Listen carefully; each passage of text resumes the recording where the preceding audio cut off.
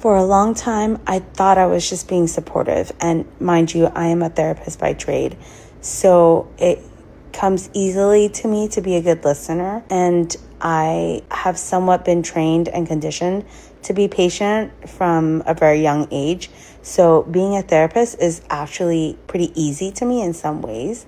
And I thought that I was being, emotional intelligent in my relationship with my partner.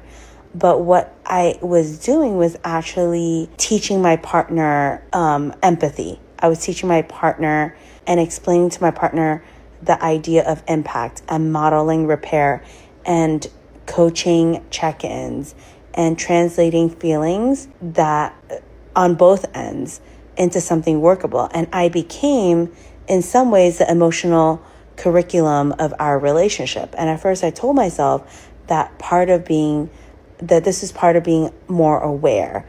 But slowly, I noticed something happen in my body. I was tracking his feelings. I was bracing. I was hypervigilant. I was timing conversations, being proactive about conversations. And I was also tiptoeing around feedback so I wouldn't hurt his feelings.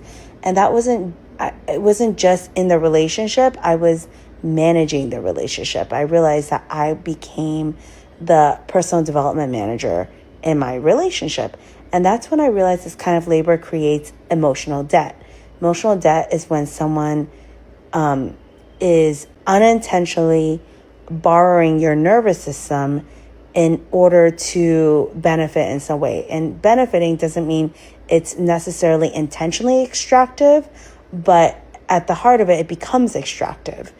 Because when one person is responsible for everyone's growth, including the kids' growth, that person never gets to rest. So my nervous system stayed on call even during good moments.